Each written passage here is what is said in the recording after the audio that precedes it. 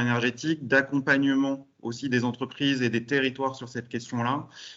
L'idée, c'est d'apporter, comme on le fait aujourd'hui, une information factuelle qui puisse aider à la décision, encore une fois, des entreprises, des collectivités, des territoires sur cette nécessaire question de la transition énergétique. Les partis pris globalement de Mixen, c'est qu'on considère que la transition, elle est engagée, qu'on a besoin d'une nécessaire coopération entre nous, entre acteurs des chaînes logistiques, entre les territoires et les entreprises, que c'est un sujet aujourd'hui économique et stratégique à la fois pour les entreprises et le territoire, et puis qu'on va en parler, qu'on va avoir une cohabitation des énergies. L'idée, c'est vraiment de réfléchir sur ce mix énergétique, ne pas confronter les énergies les unes aux autres, mais de voir effectivement quelles sont les zones de pertinence des unes et des autres en fonction des usages et en fonction des territoires.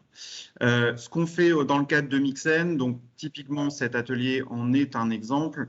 L'idée, c'est de sensibiliser, d'éclairer sur les enjeux et les solutions de la transition, d'accompagner aussi. On a un rôle d'accompagnement, donc n'hésitez pas à revenir vers nous si, voilà, si vous voulez. Alors, ce n'est pas nous qui prendrons les décisions pour vous, mais l'idée, en tout cas, c'est de vous accompagner dans cette réflexion. Aussi mettre en réseau les acteurs. Donc, nous, on peut effectivement voilà, vous rediriger ou en tout cas vous mettre en réseau et puis, encore une fois, avancer en collectif s'il y a des projets à faire émerger sur des territoires, sur des zones d'activité. Enfin, voilà, l'idée, on peut être le liant aujourd'hui de cette transition énergétique sur la région Bretagne. Encore une fois, on peut intervenir sur plusieurs formes. Hein. On a un site internet, notamment je vous invite à le consulter, qui s'appelle mixen.bzh. Vous allez retrouver de l'information, de l'actualité, de la veille, des retours d'expérience, des outils d'aide à la décision aussi, sur des simulateurs de TCO, sur voilà, des fiches outils sur les aides financières accessibles. On organise un certain nombre d'événements, de visites, de retours d'expérience, de groupes de travail. Enfin voilà. Tous ces formats-là sont à votre disposition. Donc, encore une fois, vous aurez nos coordonnées à moi-même et à Cécile. Donc, n'hésitez pas à revenir vers nous s'il y a un besoin, ou en tout cas, quel qu'il soit. On peut être là à votre disposition. Et je précise que ce programme-là, il est soutenu aujourd'hui par l'ADEME et par la région Bretagne, et notamment aussi par GRDF, par GRT Gaz et par Enedis, qui nous accompagnent donc sur 3 ans. On vous accompagnera jusqu'à fin 2023. Ceci étant dit, l'idée de mon introduction était aussi de repositionner en fait cette question des biocarburants dans le cadre de la transition énergétique et du contexte et des enjeux actuels. Pour nous, alors on a un certain nombre d'enjeux aujourd'hui face à nous, on voit que ça s'accélère. Un des premiers enjeux, bien évidemment, quand on réfléchit à cette transition énergétique, c'est bien évidemment les enjeux environnementaux.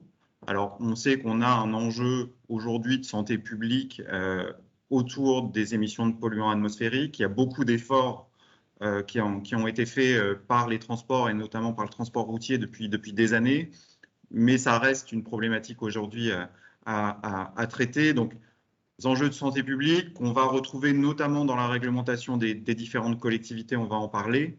Enjeux climatiques, bien évidemment. Les émissions de gaz à effet de serre, c'est un sujet dont on doit se saisir aujourd'hui. Et là encore, c'est retranscrit largement dans la réglementation. Et puis un enjeu énergétique, à la fois sur la partie consommation et puis sur la partie dépendance aux produits pétroliers. On voit que le contexte actuel aussi est complexe, notamment au niveau des prix. Donc l'idée, effectivement, de cette diversification des sources d'énergie.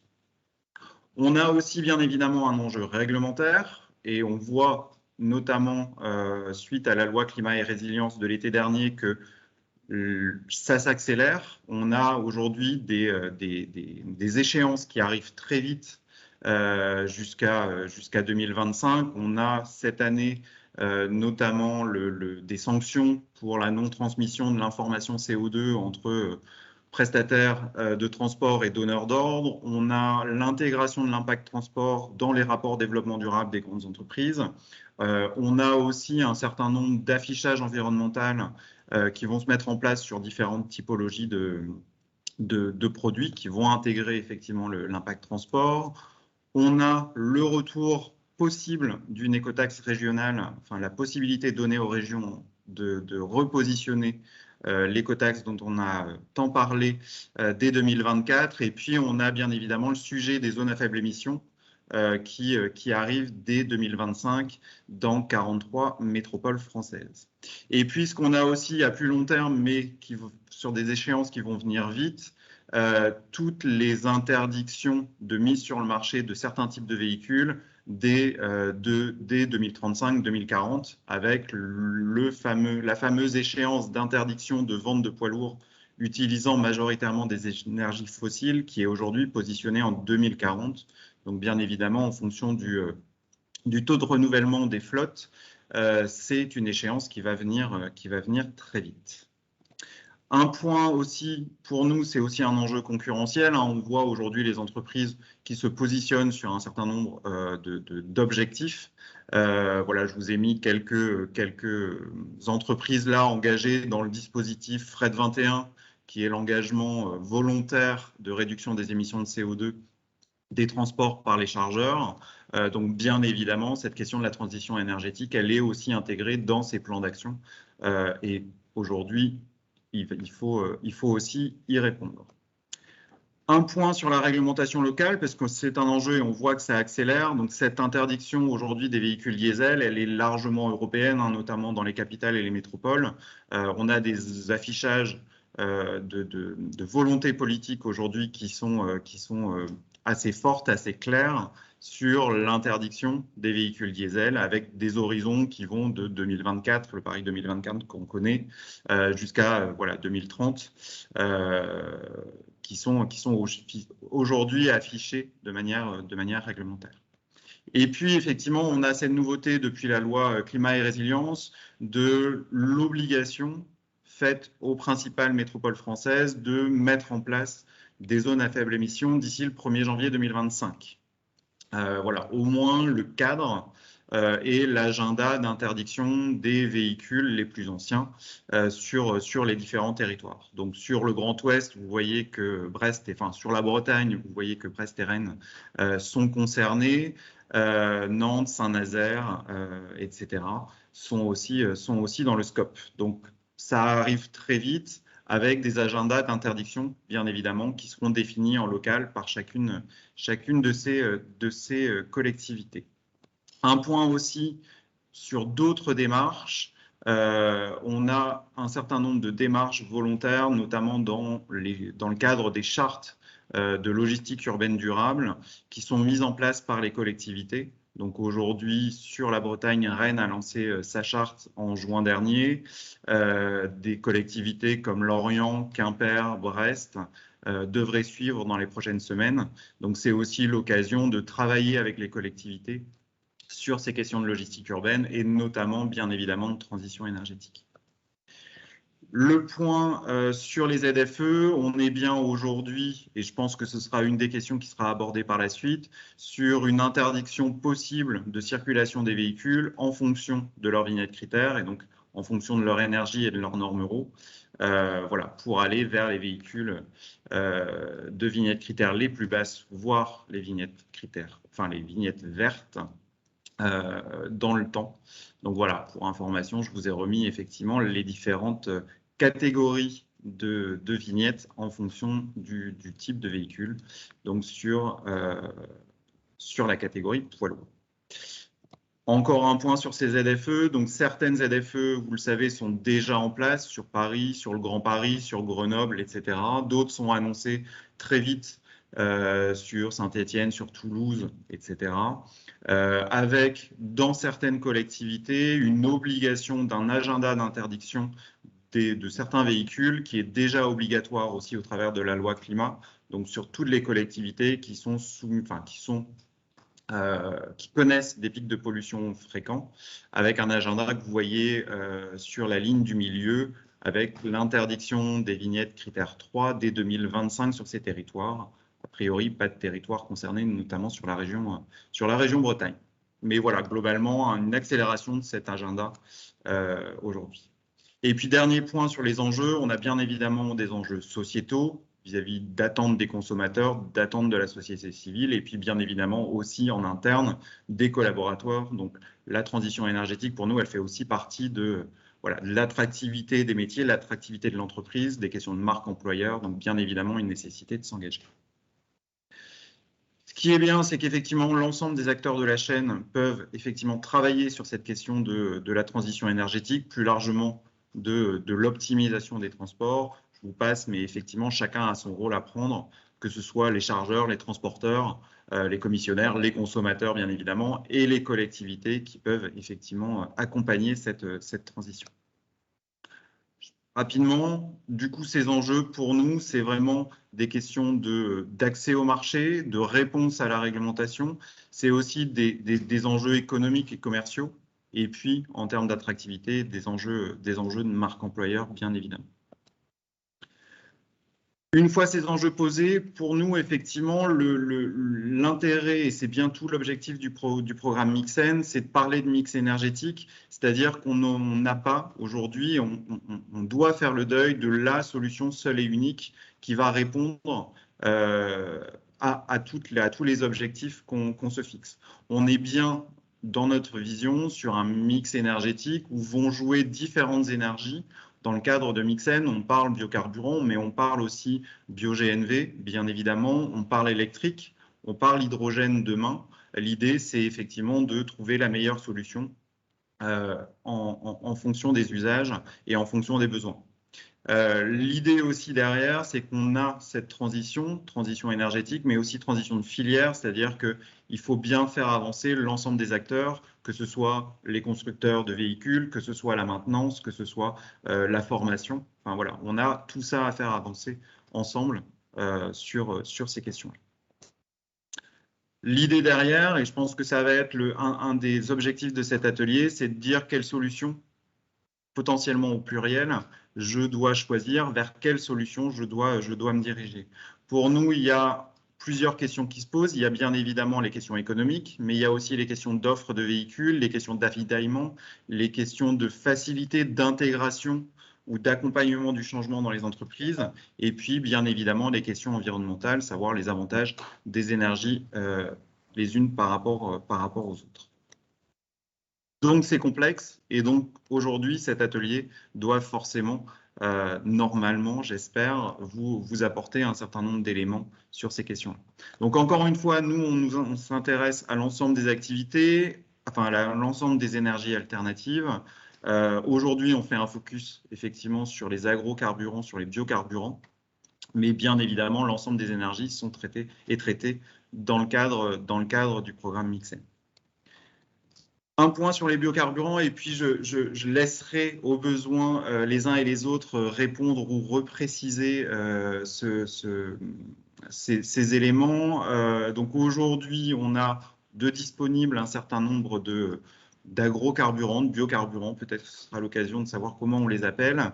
Les trois aujourd'hui qui sont disponibles actuellement, c'est le B100, mais aussi l'XTL, carburant synthétique liquide, et puis le D95 qui aujourd'hui est proposé par certains d'entre vous avec une offre de véhicules qui est disponible.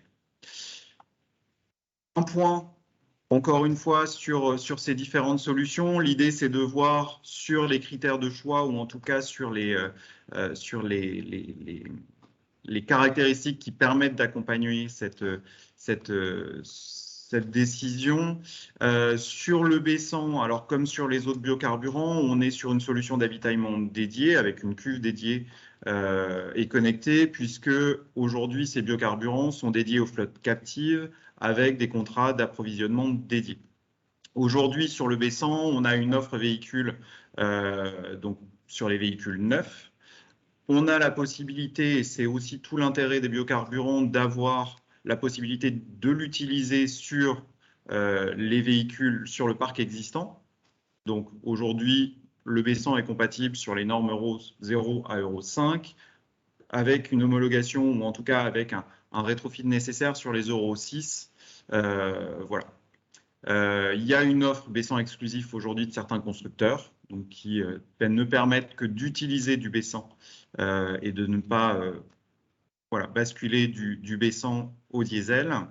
Ce qu'on nous dit aujourd'hui, là, ce que je vous présente, c'est aussi les remontées des différents utilisateurs.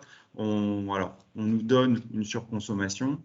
On nous donne, et je pense que ce sera encore un sujet, une vignette critère 2, uniquement sur le baissant, mais avec quand même des avantages environnementaux qui sont non négligeables, alors que ce soit sur la partie polluant atmosphérique ou sur la partie émissions de gaz à effet de serre. Sur le baissant, on est sur des autonomies isogazole et on nous annonce, les utilisateurs nous annoncent aussi par contre une perte de puissance de quelques pourcents par rapport au diesel. Là encore, je vous laisserai les uns et les autres réagir à ces éléments qui sont des remontées terrain. Sur la partie XTL, donc là encore, on est sur une obligation de cuve dédiée. Hein, ce sont toujours adressés aux flottes propres. Une solution compatible avec toutes les motorisations diesel, de l'Euro 1 à l'Euro 6. Une autonomie isogazole avec une solution par contre qui est plus chère que le diesel, mais avec une consommation, encore une fois, qui est très proche aujourd'hui des solutions diesel qu'on connaît. Et puis là encore, des avantages environnementaux, que ce soit sur la partie pollution ou sur la partie émissions de gaz à effet de serre. Voilà, mais encore une fois, une vignette critère 2 qui est associée à ce type de véhicule. Dernier carburant aujourd'hui disponible, le D95. Donc aujourd'hui, pareil, on reste sur des solutions dédiées aux flottes captives, avec aujourd'hui un seul fournisseur de véhicules D95 qui est Scania en France. Voilà. L'intérêt, encore une fois, on pourra en discuter de cette D95. Par contre, c'est sa vignette critère 1 pour le coup, voilà, qui est attribuée à l'utilisation de ce carburant. Donc globalement, voilà, on va pouvoir en rediscuter de tous ces éléments. L'intérêt effectivement de ces biocarburants, c'est bien évidemment l'impact notamment sur la partie gaz à effet de serre. L'inconvénient effectivement ce qu'on en voit en tout cas, c'est aujourd'hui la vignette critère 2, voilà, qui est problématique, en tout cas pour certains, on pourra en rediscuter. Voilà pour cette intro, j'ai passé beaucoup de temps. Ce que je vous propose, c'est de basculer. Excuse-moi, Yoann, Ouais. il y avait une main levée à un moment d'un participant. Je ne sais pas s'il y a une question à ce stade. Oui, bonjour, c'est Philippe Garde de Tereva. Mais en fait, j'ai posé aussi ma question par écrit. J'ai vu noter en fait l'hydrogène renouvelable. Et je voulais savoir qu'est-ce que c'est l'hydrogène renouvelable, parce que pour moi l'hydrogène c'est production renouvelable en permanence. Mais j'ai peut-être mal compris. Alors, ce qu'on appelle aujourd'hui hydrogène renouvelable, c'est tout l'hydrogène produit grâce à des énergies renouvelables. C'est l'objectif aujourd'hui qui est poursuivi, c'est que effectivement on produise l'hydrogène, non pas avec des énergies fossiles, mais bien évidemment avec des énergies renouvelables ou bas carbone, comme on le dit aujourd'hui. D'accord. Et ça ouvre des des avantages particuliers qui soient renouvelables en dehors bien sûr de l'aspect environnemental, mais Essentiellement environnemental, oui. Ouais, d'accord. tout à fait. Ok, merci. Très bien. Eh bien, écoutez, je vous propose du coup de démarrer. Je vois déjà que Édouard et Xavier ont des remarques sur ce qui a pu être dit. Donc, je vous laisse la main et justement repréciser ce qu'il en est. Ce que je vous propose, on commence par Raphaël pour Centre-Ouest Céréales. Et oui, merci pour cette présentation. Est-ce que tout le monde m'entend correctement? C'est parfait. C'est parfait. Donc, ouais, très belle présentation, Iwen, merci beaucoup. Je lance donc ma présentation pour Centre-Ouest Céréales. Est-ce que vous pouvez la voir?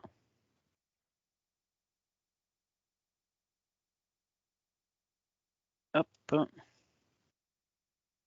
Est-ce que vous l'avez? C'est parfait. En plein écran peut-être? Parfait. Alors, en mode présentation. Parfait, voilà. Merci. En mode présentation. Voilà. Hop. Donc, Centre-Ouest Céréales est une coopérative agricole. Et donc, pourquoi nous favorisons l'économie circulaire? Parce que de par notre création en tant que coopérative, nous devons faire attention effectivement à la gestion des ressources, que ce soit de la plantation, jusqu'à la récolte en passant par l'industrialisation dont nous maîtrisons le processus, jusqu'à sa commercialisation et sa distribution. Voilà pour la présentation rapide de qui est Centre-Ouest Céréales, dont la coopérative est basée à Poitiers. Donc, comme l'a dit Iwen, effectivement, nous sommes face à un changement de paradigme dans le monde du transport routier. Tout le monde se pose effectivement la question de quelles énergies choisir. On est vraiment à un tournant, enfin je dirais que même ce tournant a déjà été amorcé depuis quelque temps. On va vraiment devoir, et c'est ce qu'a dit Iwen, aller vers un mix énergétique. On n'aura pas aujourd'hui une flotte avec 100% de B100 ou 100% d'XTL ou 100% d'électrique. Il y aura des étapes qu'il faudra franchir, il y aura des flottes qui seront en partie, parce que des transporteurs vont devoir aller vers de la livraison ultra locale avec de l'électrique, d'autres qui auront besoin plutôt de GNV et d'autres qui choisiront plutôt des biocarburants. Alors après, quelles seront les répartitions? Ce sera 30% de biocarburants, 20% d'électrique et puis le reste en bio-GNV ou en diesel. Voilà, il faudra vraiment se poser les bonnes questions, les bons choix avec chaque énergie qui aura ses avantages et ses inconvénients. On a pu en parler notamment sur les vignettes critères. Aujourd'hui, la partie B100 dispose d'une vignette critère 2. Au sein de notre syndicat d'estérification, nous essayons de faire aussi aujourd'hui un lobbying pour justement changer cette vignette critère en niveau 1, puisque aujourd'hui nous maîtrisons l'ensemble du processus de la plantation à la commercialisation et livraison.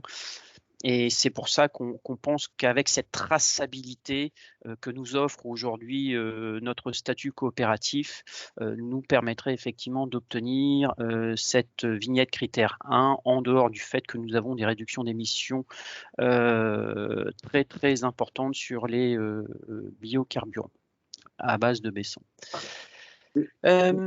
Alors pour... Pardon ? C'est Philippe Garde à nouveau de Tereva. Je me permets juste une remarque et une question. La remarque, vous pouvez être en critère 1 que si c'est du exclusif B100.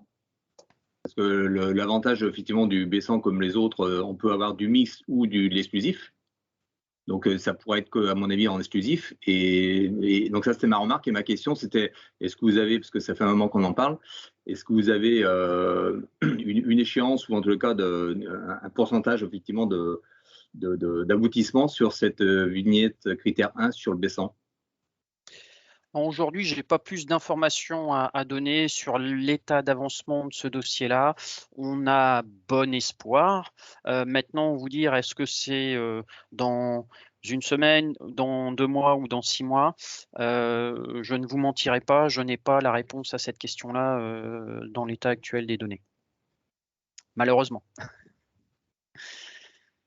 Voilà. Okay, ça sera forcément que sur la partie exclusive. Oui. D'accord. Merci.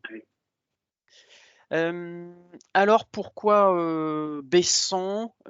Alors pour nous, B100, c'est parce que c'est 100% d'ester méthylique d'huile de colza, parce que c'est sans diesel aussi, et on l'a appelé COC, le COC 100, bah, ça fait référence effectivement à nos origines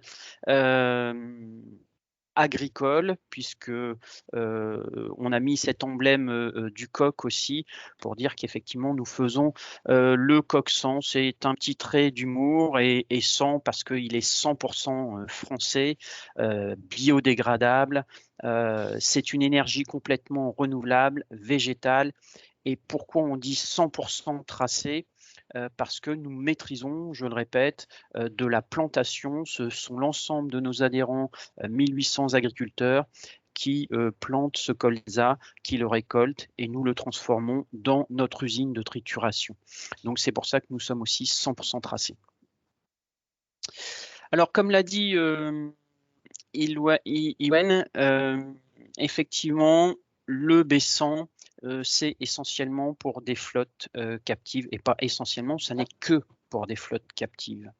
Donc, il l'a parcouru en disant qu'effectivement, tous les véhicules étaient compatibles en dessous de l'Euro 6, et qu'après l'Euro 6, il pouvait y avoir des rétrofits en fonction des marques, Scania, Renault, le groupe Volkswagen avec MAN. Voilà. Pardon. Alors, pour l'énergie 100% colza, qui est une énergie propre, nous pouvons bénéficier effectivement d'une réduction des gaz à effet de serre de 60%, et par contre des rejets de particules en moins à hauteur de 80%. Donc c'est une énergie qu'on peut mettre en œuvre d'une manière immédiate. C'est pour ça qu'on dit qu'elle est simple, flexible et sans aucune formation. Sans aucune formation pour la partie conducteur, mais aussi pour la partie, et ça peut être important aussi, pour la partie garage. C'est-à-dire qu'aujourd'hui, pour ceux qui disposent de garages intégrés, vous pouvez continuer à avoir une maîtrise des entretiens, puisqu'il n'y a pas aujourd'hui de modification si on part sur du GNC, si on part sur du GNL, etc. Là, vous pouvez continuer à entretenir vous-même vos véhicules. Alors, on dispose aussi d'une équipe pour vous servir. Je vous ai mis un petit peu nos trombinoscopes avec Thierry Barrois, qui est le responsable du pôle B100 au sein de Centre-Ouest Céréales, Sonia Elias qui s'occupe de la partie administrative, et moi-même qui m'occupe de la région Nord-Ouest. Donc, je ne vous ai pas mis les autres régions, mais voilà aujourd'hui comment est structurée l'équipe. Nous sommes une structure coopérative, donc légère, réactive, proche de ses clients et de ses prospects et de ses adhérents également. Juste pour terminer, les atouts du B100. On l'a dit, 100% traçable, donc c'est pour ça qu'on a une filière unique en circuit court. Ça, c'est ce qui fait vraiment notre différence, du 100% produit agricole. Voilà. Là, on a tout dit, on a planté, on a récolté, et on triture et on commercialise. Donc, c'est pour ça qu'on dit du champ au réservoir, un seul opérateur. Pour ceux qui peuvent être amenés à se poser la question aussi, on dispose d'une tenue au froid similaire au gasoil. On a même la possibilité de rajouter pour avoir une tenue plus importante que moins 15 degrés si cela était nécessaire. Bon, c'est probablement nécessaire dans des régions comme l'Est. Là aujourd'hui, sur la région Grand Ouest, on connaît rarement des moins 15, mais si jamais on en avait besoin, on a la possibilité d'aller au-delà de moins 15 degrés. Le gros avantage aussi du B100, c'est que ça n'est pas un produit ATEX. Voilà, donc le point d'explosion permet de ne pas avoir cette nomination ATEX, ce qui est non négligeable. Voilà. On n'a pas d'odeur, très important à l'utilisation. Et en termes de réduction des émissions à effet de serre et de particules, voilà, vous avez quand même des bénéfices immédiats. Voilà ce que je peux vous dire en termes de présentation rapide, et bien entendu, je me tiens à votre disposition pour toute question. Alors, je vois dans le chat justement qu'il y a une question qui vous est adressée. Pouvez-vous repréciser dans quelle mesure il s'agit d'un coproduit dans la culture du colza? Et est-ce que les productions tracées de colza sont uniquement destinées à la production de biocarburants?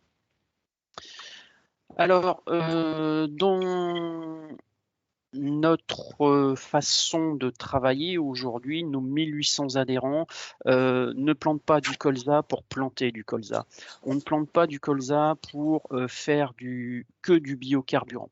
Le colza est une plante qui est utilisée dans l'assolement des terres et pour assurer une rotation des cultures. Le colza aussi permet de réduire la dépendance à l'importation aujourd'hui des tourteaux de soja qui sont importés en masse des États-Unis ou de l'Amérique du Sud. Donc, en utilisant le colza, ça nous permet, nous, effectivement, d'assurer une rotation des cultures. Ça, c'est le premier point. Le deuxième point, c'est que ça nous permet, à la base de ces graines de colza, d'assurer des tourteaux pour la nutrition animale. Donc, pour réduire la dépendance à cette importation de tourteaux de soja. Et puis, de ces tourteaux de soja, on va en faire également de l'huile alimentaire. Vous connaissez tous l'huile de colza que vous mettez dans vos salades. Donc ça, nous en fabriquons en interne.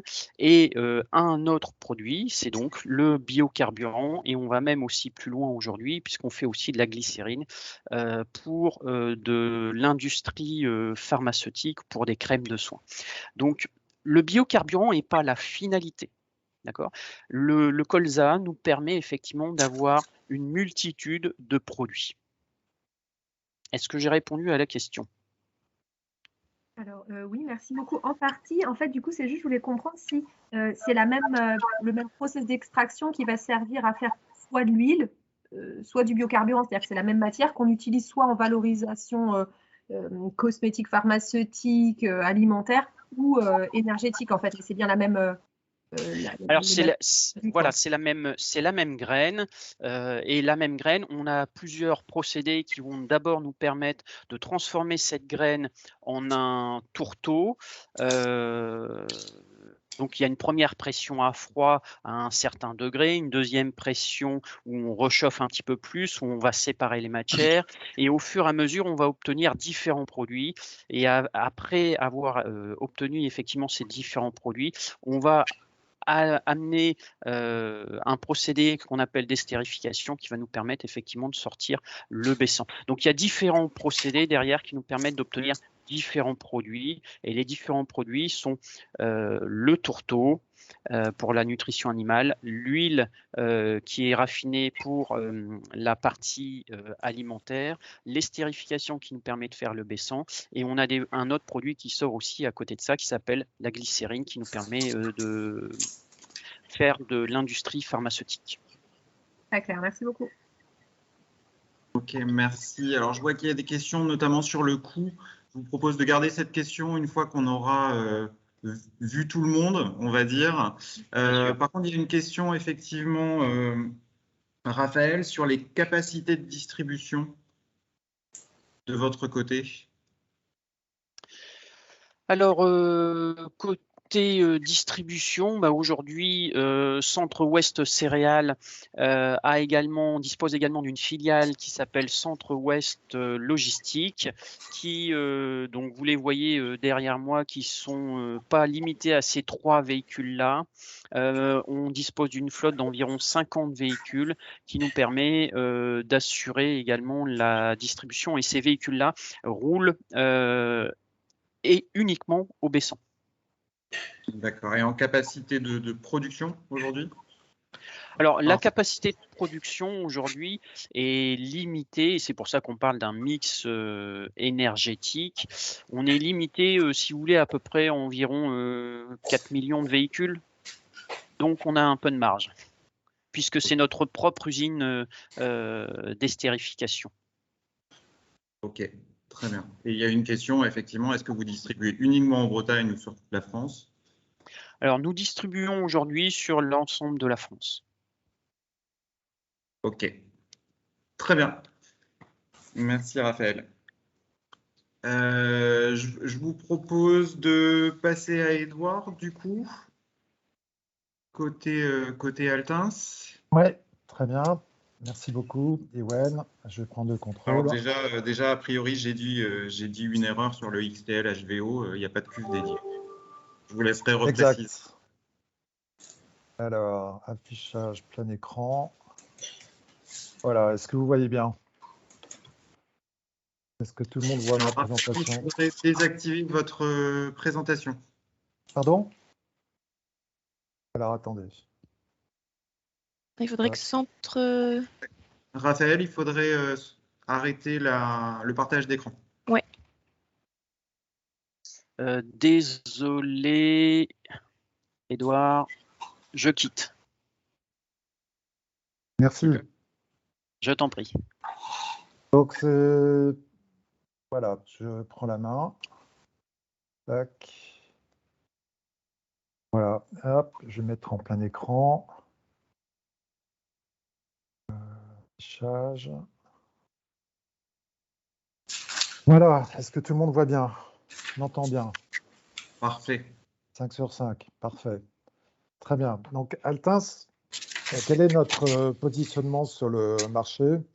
Nous sommes fournisseurs d'une gamme de carburants alternatifs sur tout le territoire français. Et quand on parle de carburants alternatifs, on parle de B100, de XTL, de D95, mais aussi du bio-GNV. Et plus tard, on en a déjà touché 2 mots, pourquoi pas l'hydrogène vert, hein, et d'autres marchés toujours liés à l'énergie renouvelable et le sujet qui nous concerne aujourd'hui, le transport. Voilà, donc ça c'est aujourd'hui, ce qui est vraiment important, comme dans le pétrole d'ailleurs, c'est la logistique. On a plusieurs dépôts. Donc vous voyez sur cette carte de France, pour stocker nos produits, on a Bayonne, La Rochelle, Gennevilliers, Mulhouse et Salaise-sur-Sanne au sud de Lyon qui viennent juste d'ouvrir. On a d'autres dépôts en prévision. Et ça, c'est pour être au plus proche de nos clients. En ce qui concerne la Bretagne aussi, on a des projets. Et c'est vraiment important pour, voilà, pour faire la tournée du laitier en particulier. Donc, voilà, je dirais que c'est le deuxième point saillant en ce qui concerne Altins, c'est de pouvoir offrir plusieurs produits différents et en même temps de développer toute une infrastructure logistique pour offrir le meilleur service dans les délais qu'on connaît dans le gazole. Hein, dans le gazole, en général, les transporteurs, ils appellent avant 10 h du matin, la veille pour le lendemain. Si on leur dit il va falloir attendre une semaine pour vous livrer d'XTL ou du B100, les transporteurs, ils ne vont pas aimer. Donc ça, c'est vraiment quelque chose d'important. Ce qui est important aussi, peut-être le troisième point, c'est la qualité du produit. Donc là, j'ai un slide, je vous montrerai un peu plus tard, c'est la traçabilité.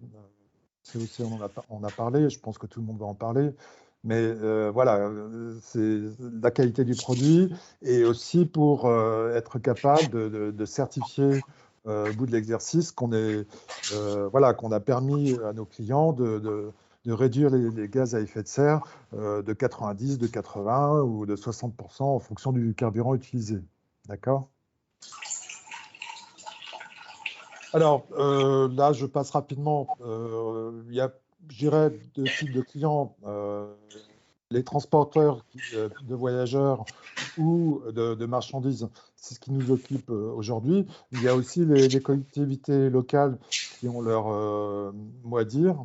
On verra un peu plus tard d'ailleurs sur les marchés publics que ça peut avoir une influence aussi sur le marché du transport de manière un petit peu induite entre le transport pour voyageurs et le transport de marchandises. Alors, c'est vrai que là, on s'y perd un peu avec tous ces carburants, et encore plus maintenant à cause des prix. Là, j'ai échangé tout à l'heure avec une personne de GRDF. Bon, je pense que tout le monde est au courant de ce qui s'est passé sur le coût du gaz, mais aussi celui du gazole. Et puis, il y a des différentes fiscalités en fonction des carburants. Quand on discute avec nos clients ou nos prospects, un jour, on a un bon discours et le lendemain, c'est pas le bon. Donc, tout le monde y perd un peu son latin. En ce qui nous concerne, nous, Altins, c'est justement pouvoir offrir des solutions à court terme, assez flexibles, pour éventuellement changer dans 1 an, dans 2 ans, en fonction ou bien des cours, ou bien de la fiscalité, parce que je pense que ni vous ni moi n'avons une boule de cristal, et on ne sait pas du tout ce qui va advenir. Donc, on sait qu'on doit décarboner, on sait qu'on a plusieurs solutions, mais comme disent souvent les transporteurs, la meilleure solution sera celle qui sera la moins chère, ce qui est vraiment important. Et quand je dis moins cher, ce n'est pas uniquement le coût du carburant, c'est la plus productive, hein, où on perd le moins de temps, où il y a le moins de frais de maintenance. Donc il faut tout mettre bout à bout et regarder ça en coût total des opérations. Donc voilà, c'est vraiment être à l'écoute des clients et de faire du sur-mesure. Moi, quand je vais voir un client, j'écoute et j'essaie de faire du sur-mesure avec les carburants qui vont bien. Et d'ailleurs, ça arrive assez souvent qu'un client veuille en même temps du B100, de l'XL et du D95. Le D95 pour le critère 1, le B100 parce que c'est moins cher, et le XTL parce qu'il y a un chargeur sur un flux particulier qui demande vraiment de faire un effort sur la décarbonation. Donc, voilà, ça c'est pour dire que tout ça, c'est pilotable. Et bien sûr aussi, j'ai oublié, mais c'est un carburant pas liquide mais gazeux en ce qui concerne le GNV, le bio-GNV en particulier. Je sais que la région Bretagne est très active sur le sujet. Voilà, je pense que les transporteurs ont compris que maintenant, c'est fini. La solution gazole, elle avait un gros avantage, c'est qu'elle pouvait tout faire, c'était polyvalent à 100%. Dans les semaines, les mois, les années qui viennent, on sera peut-être obligé d'utiliser 1, 2, 3, 4, 5, voire 6 carburants différents. Alors, je ne vais pas trop m'étendre là-dessus parce qu'il y a des choses qui ont déjà été dites par COC. En ce qui nous concerne, nous, Altins, on ne s'intéresse pas du tout aux fossiles. On s'intéresse uniquement aux renouvelables. Voilà. Et ce qui est nouveau, moi j'ai rejoint Altins le mois dernier, c'est de rajouter à ça d'autres biocarburants, en particulier le bio-GNV. On va participer au salon LCTL début avril. Et on va essayer d'innover parce qu'en ce qui concerne le bio-GNV, on n'est pas forcément les premiers à intervenir sur ce marché, loin de là. Il y a beaucoup de choses qui sont faites sur le plan du développement des stations publiques. Moi, j'aimerais personnellement développer une offre plus pour des stations privées, à l'instar de ce qu'on fait déjà pour les biocarburants B100, D95 et XTL, hein, je vous rappelle, on n'a pas le droit de distribuer ces carburants dans des stations publiques, en tout cas à l'heure actuelle. Bon, là aussi, je ne vais pas faire de redite, on pourra échanger là-dessus. Je crois que quand même, j'ai un slide en particulier, et je crois que c'est intéressant. Jusqu'à maintenant, c'est vrai qu'on considérait que pour le centre-ville, et en particulier, là, moi j'habite pas loin de Paris, même à 100 mètres, 1er janvier 2024, c'est critère 1. Et en dehors du gaz, il n'y avait pas trop de solutions. Il ne faut pas oublier qu'il y a le D95. Alors certes, il y a une surconsommation assez importante, hein, on parle de 40 à 50%, mais ces véhicules-là ne font pas beaucoup de kilomètres. Donc, et le prix du carburant est moins élevé aujourd'hui que le prix du gaz. Et le surcoût du véhicule est moins élevé aussi. Donc, il faut tout mettre en balance et ça peut être une solution intéressante. Voilà. Jusqu'à maintenant, le D95, c'est quelque chose qu'on mettait un peu de côté. C'est justement un exemple où l'année dernière, on disait le DID 95, ça n'intéresse plus personne. Eh bien, aujourd'hui, on peut se poser la question, hein, si on met tout bout à bout. Voilà. Donc oui, Ewen, ce que je disais, c'est par rapport à l'XTL, hein, il y a bien une miscibilité au gazole, hein. Ça, c'est l'intérêt du XTL, hein, c'est qu'on peut faire machine arrière, on peut faire des mélanges. On peut faire des mélanges et attribuer à la fin, pour un client particulier, les certificats qu'on reçoit pour les gains en émissions CO2. Donc, je ne dis pas que le XTL, c'est la solution miracle parce que c'est une solution plus chère. Je vous donnerai des indications de prix, mais c'est quand même la solution la plus flexible avec un gain CO2 de 90%. Donc, les transporteurs s'intéressent beaucoup à ça, d'autant plus que, bon, c'est vrai que le prix du GNV, du bio-GNV en particulier, a beaucoup augmenté ces 6 derniers mois, et leurs chargeurs leur demandent s'ils n'ont pas d'autres solutions. Et on est interrogé aussi par les gros chargeurs sur le XTL. Voilà, ça, je vous en ai touché 2 mots, c'est très important. C'est ce qui garantit la traçabilité et les émissions CO2 in fine pour le client. Voilà, quand on leur dit XTL 90%, c'est certifié, c'est pas du bullshit, hein, et on leur donne un document officiel, hein, qu'on peut mettre aussi au nom de leur client. Et ça, aujourd'hui, on dirait que ça n'a pas de valeur directement monnayable. Mais comme ça a été dit tout à l'heure par Ewen, attention, 2026, il y a des choses qui sont en train de se préparer, pas seulement en France, mais en Europe, hein, pour taxer le CO2 pour le transport. Quand on a abandonné l'écotaxe poids lourd, l'idée c'était de faire payer les chargeurs, d'où les émissions de CO2 en pied de facture. Pour l'instant, il n'y a pas de contrôle, c'est juste une valeur indicative, hein, mais c'est en préparation d'eux. Et voilà, on est en 2022. Comme Ewen a dit, les choses vont aller assez vite. Et vu les objectifs, c'est quelque chose qui va. D'autant plus qu'on part de la norme Euro 7 qui va débouler vers 2025, juste avant 2026. Il vaut mieux être prêt. Donc voilà, en tout cas, le process est là. Et ça, c'est très important. Donc, j'arrive à la fin de ma présentation. Bon, le B100, je ne vais pas rajouter des choses, ça a déjà été dit. Juste donner une indication de prix, voilà, je vous ai donné un ordre de grandeur, hein.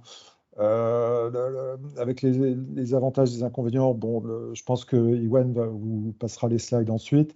Mais voilà, s'il y a 2-3 choses à retenir dans ma présentation, peut-être remettre sur le devant de la scène le D95 qu'on avait complètement mis de côté, n'en déplaise à mes amis de GRDF. Désolé. Mais voilà, je pense que c'est aussi le but de cette réunion, c'est de montrer qu'il y a plusieurs solutions.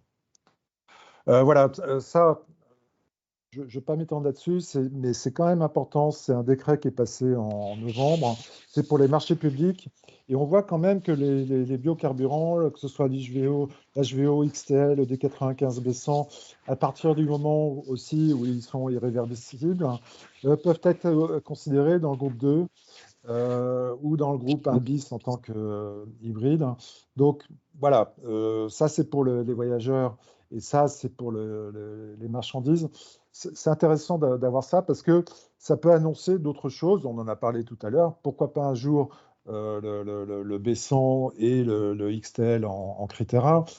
Bon, personnellement, je pense que ça va être très difficile. Mais voilà, malgré tout, on passe des choses et parce que, voilà, peut-être même que le prix du GNV aujourd'hui, parce qu'il est dissuasif, eh bien la pression monte au créneau. Déjà, au TRE, juste avant Noël, a envoyé un communiqué de presse pour demander à ce que les biocarburants soient considérés critère 1. Donc, c'était une lettre ouverte au gouvernement.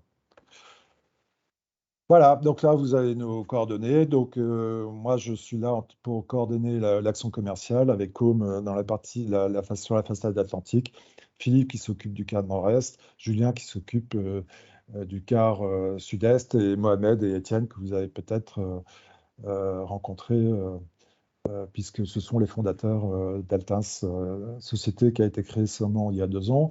Et l'année dernière, on a déjà fait 10 millions d'euros de chiffre d'affaires, donc c'est une croissance rapide. Merci beaucoup. Ok, merci beaucoup, Edouard. Juste 2 questions. Est-ce que vous confirmez bien que la seule offre constructeur sur le D95, c'est Scania? Oui, moteur de 410 chevaux. J'ai entendu, pas directement, mais ça c'est à valider, qu'ils réfléchissent à un moteur de 500 chevaux, mais 410 chevaux, oui. Ok. Et est-ce qu'il y a une explication sur le D95 en critère 1 et pas le B100? Alors, en fait, le D95, c'est un moteur diesel, mais le carburant, c'est de l'éthanol, 95%, d'où le D95, et le D, c'est pour diesel. Donc, c'est un moteur diesel avec 95 qui fonctionne avec 95% d'éthanol, et le reste, c'est 5% d'additif. Donc, c'est la compression, en fait, je ne suis pas technique, mais pour moi, c'est la compression de l'additif qui met le feu à l'éthanol et ça fonctionne comme un moteur diesel. Mais c'est 0 émission. Très bien. C'est comme un moteur Merci. essence. Voilà. Ouais. Excusez-moi si je peux juste intervenir, mais j'arrive pas à comprendre parce que le B100 c'est exactement la même chose. Enfin, c'est aussi un moteur thermique à explosion. Donc c'est quoi la différence? Enfin, pourquoi c'est critère 1 pour D95 et pas pour B100 ou ce type de carburant? Alors, moi, je raisonnais avec le D95, non, avec le XTL. Bon, l'XTL, par exemple, la chaîne moléculaire, c'est à peu près équivalent à celle du gazole. C'est la même chose pour le B100. Donc, c'est considéré comme du gazole. Et donc, ce qui compte pour les normes critères, c'est les émissions en polluants locaux, les NOx et les particules. Donc, si vous regardez les voitures essence récentes, c'est critère 1. Si vous regardez tous les véhicules diesel, c'est critère 2. Voilà. Si le D95 est considéré critère 1, c'est parce qu'il a de meilleures performances que le B100 en termes d'émissions de particules fines ou de NOx. On pourrait regarder ça plus en détail. Là, j'ai des dossiers là-dessus, mais voilà, ça n'a pas été, c'est pas quelque chose comme ça qui est sorti au hasard. C'est vraiment à la sortie du pot d'échappement, les NOx et les particules. Et ça, je sais que le D95 est plus performant que le B100 et que le XTL. Ok, merci. Très bien, merci Edouard. Christine, Steve, je vous laisse la main pour Bolloré Énergie.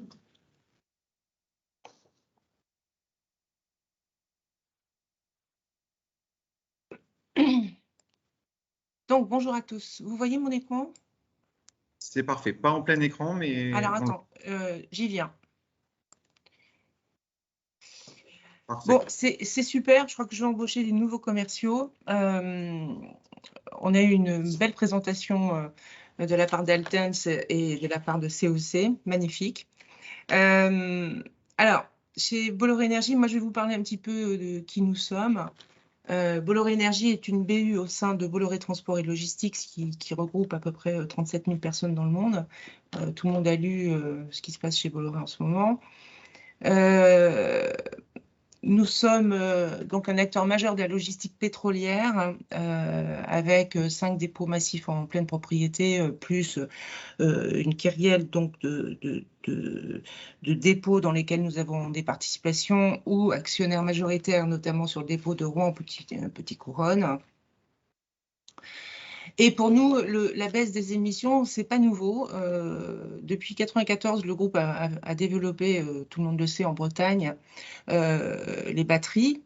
Et puis en 2018, suite aux annonces du gouvernement, puisque nous sommes aussi distributeurs de bioliquide de liquide de chauffage, nous avons lancé notre bioliquide de chauffage, c'est-à-dire le biofuel, qui est incorporé à 5% de colza, pour ensuite développer notre offre de carburant bas carbone, donc Coolza pour le baissant et EasyPure pour le HVO. Pourquoi EasyPure d'ailleurs? Parce qu'on a gommé complètement la partie végétale du produit en termes de traçabilité. Mes camarades de jeu pourront vous le dire, lorsque nous prospections les transporteurs, lorsqu'on parlait de HVO, les transporteurs nous disaient « Oh là là, surtout pas, il y a de l'huile de palme dans le HVO ». Donc, en fait, pas du tout, puisque l'huile de palme est interdite en France depuis février 2021. En 2021, la SNCF nous a fait confiance pour ses premiers essais sur la ligne Paris-Granville en baissant, donc en Coolza 100. Et puis, en 2022, nous avions pour objectif de contractualiser avec nos partenaires transporteurs qui font de la logistique pour nous tous les jours pour la distribution des dépôts secondaires de Bolloré Énergie. Et à date, nous en sommes à plus de 48% de contractualisation de nos partenaires transporteurs produits pétroliers et produits bas carbone. Il faut savoir que lorsque nous livrons du bas carbone chez un de nos clients, Coolza ou EasyPure, c'est forcément en utilisant une logistique bas carbone. À l'horizon de 2023, 100% de la logistique routière de Bolloré Énergie sera contractualisée en bas carbone. Il ne s'agit pas simplement de vendre un produit et de ne pas le transporter en réduisant nos émissions. Nous essayons, enfin, nous travaillons à la cohérence de l'offre. Alors, EasyPure, dont je vous parlais tout à l'heure, pour le HVO, Coolza 100 pour le baissant. Je laisse Steve prendre le relais. Alors, juste par rapport au... Je ne sais pas si vous avez des questions par rapport à ça, hein, mais sincèrement, on a parlé beaucoup de XTL, nous on parle de HVO. Les produits sont identiques. Pourquoi on parle de XTL et pourquoi de HVO? C'est simplement que le sourcing du produit pour la fabrication du produit est différent. Mais en réalité, le produit fini, pour vous, en tant qu'utilisateur, est identique. Donc nous, comme Christine l'a dit, donc on a souhaité enlever de EasyPure la partie huile végétale. Et le cahier des charges spécifique de Bolloré Énergie, c'est de dire on souhaite proposer du HVO, mais on souhaite proposer du HVO avec un cahier des charges spécifique qui ne prend pas en compte des huiles végétales à proprement parler, mais uniquement des déchets. Donc, comme je vous disais, on n'est pas, nous, on est spécialisé sur les deux produits. On fait les deux produits. Bolloré Énergie livre des gazoles, des carburants, des combustibles depuis de nombreuses décennies. Donc, on a la logistique pétrolière pour pouvoir le faire.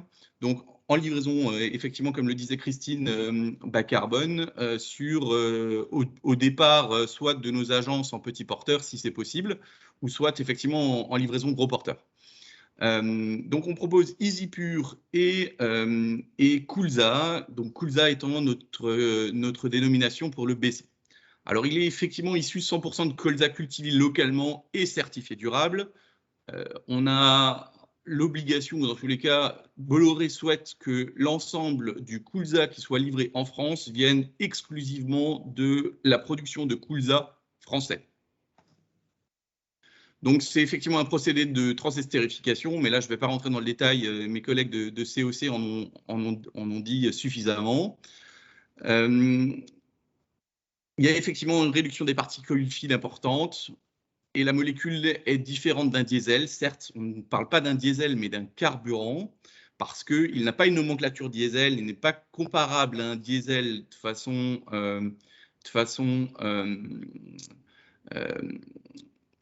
que ça soit sur la partie produit à proprement parler ou que ça soit sur la partie nomenclature. Et en contrepartie, on a également donc EasyPure qui est, comme je le disais, un HVO et qui est issu de matières 100% recyclées. Donc, on souhaite que rentre dans dans la clarification de notre produit uniquement des déchets, donc soit des déchets industriels, soit par exemple des huiles de friture, mais uniquement des déchets, en aucun cas des huiles végétales à proprement parler. Donc on parle d'un procédé d'hydrogénation. Donc, alors moi en l'occurrence, je ne suis pas chimiste non plus, ça sera difficile pour moi de vous expliquer clairement la façon dont est fabriqué le produit. Mais on peut considérer que EasyPure ou HVO sont des produits de synthèse, mais des gasoils, des diesels de synthèse correspondant à une lubrifiance du norme EN 590. EN 590 étant la norme de n'importe quel diesel. Que vous achetiez un tracteur routier il y a 50 ans en arrière ou un tracteur routier il y a 6 mois, dans le book d'utilisation de votre tracteur, il est indiqué une norme gasoil, et cette norme gasoil ou cette norme carburant, ce n'est pas une norme, on ne va pas vous écrire il faut un gasoil B7, mais on va vous dire il faut un gasoil ou un diesel ou un carburant de norme EN 590. Et là, en l'occurrence, EasyPure a une lubrifiance identique. Donc, on économise jusqu'à 90% d'émissions de CO2 en moins. Donc, on économise jusqu'à 90% d'émissions de CO2, plus une réduction de 30% des particules fines. Et comme le disait, alors je ne sais plus qui le disait tout à l'heure, mais effectivement, c'est un produit qui est 100% miscible avec un diesel, donc il ne faut pas spécifiquement de citerne dédiée à ce produit. Même si, bien entendu, nous préférons, et c'est clair, avoir des contrats de fourniture avec des clients qui ont des citernes dédiées à l'utilisation de ce produit, en théorie, je dis bien en théorie, vous seriez en possibilité d'acheter une fois du gasoil, de racheter derrière du EasyPure, etc., et de l'interchanger. Aussi bien dans les réservoirs, aussi bien dans une cuve de stockage, ça ne pose pas de problématique. Le EasyPure étant un diesel de synthèse, il est compatible et miscible avec n'importe quel diesel B7. Et donc, on vous a mis également nos visages. Alors, effectivement, le trombinoscope avec effectivement Christine qui s'occupe de la partie, qui est responsable commerciale pour l'ensemble du territoire français, et moi-même qui gère la partie Grand Nord-Est, Grand Est, pardon. Donc, de Lille à Toulouse, l'Est est pour moi, à peu de choses près. Très bien. Merci à tous les deux pour cette présentation à deux voix. J'avais vu tu me confirmes, Cécile, deux questions. Et deux questions, oui. Sur, est-ce que vous pouvez préciser à partir de quels déchets vous travaillez? Oui, en réalité, alors il rentre plusieurs déchets. En général, c'est soit effectivement des déchets industriels, voire éventuellement des graisses animales, comme par exemple des graisses de porc et autres, ainsi que beaucoup d'huile de friture. Mais comme je vous disais, on rentre en aucun cas dans la spécificité de notre produit, des huiles végétales ou des huiles minérales, comme ça pourrait éventuellement être le cas pour du XTL. Ok. Et il y avait une question, vous avez indiqué que le Coolza était certifié durable. Oui. On a une question sur quel certificat ou label y a-t-il derrière? Alors, c'est... Oh là là. Vous m'entendez? Oui, très bien. Oui, ok. En fait, c'est certifié durable selon la réglementation européenne RED 2. En l'occurrence, on a un partenaire qui est à Verdun, qui produit l'ensemble du Coolza pour Bolloré Énergie et qui, comme je le disais, ne travaille qu'avec du colza récolté régionalement, voire éventuellement nationalement, si effectivement les productions de colza français devaient être trop faibles. Alors, on n'a pas mis le petit drapeau français parce que c'est interdit. On n'a pas le droit d'utiliser le drapeau français. Bon, tout le monde le sait sans doute, nous travaillons avec l'usine Champlor située à Verdun, dans la Meuse. C'est un partenaire historique puisque Comme vous le savez, Bolloré Énergie, avant de distribuer des bioliquides de chauffage et biocarburants, nous distribuons aussi des produits fossiles tels que le gazole. Et dans le gazole, nous incorporons des émails. Donc, à ce titre, notre partenaire aujourd'hui, Coolza, nous vendait déjà du biodiesel que nous incorporions dans notre gazole, au même titre que le HVO, qui est également incorporé en partie dans le gazole B10, par exemple, que vous connaissez, le B30 ou le B7. Ce sont des produits qu'on utilise déjà depuis très très longtemps, que nous incorporons déjà dans les produits de base depuis très longtemps. Ok. Et du coup, il y avait une deuxième question sur les déchets utilisés côté déchets industriels. De quels déchets industriels est-ce qu'on parle? Des huiles. Des huiles. Des huiles, des graisses. Ok, très bien. Merci à tous les deux. Merci à vous. Xavier, je vous propose de prendre la suite pour Oléo 100. Et puis après, on gardera du temps pour le témoignage de West Boisson. Ouais, merci Wen. Vous m'entendez bien? Parfait. Parfait. Bon, bonjour à tous. Pour me présenter, Xavier Boireau, donc moi je suis responsable commercial pour Oléo 100 sur le secteur centre et Grand Ouest. Je vais vous présenter notre solution 100% végétale et 100% made in France. Mais avant tout, je vais vous présenter le groupe Avril pour vous expliquer qui on est, quelle est notre raison d'être.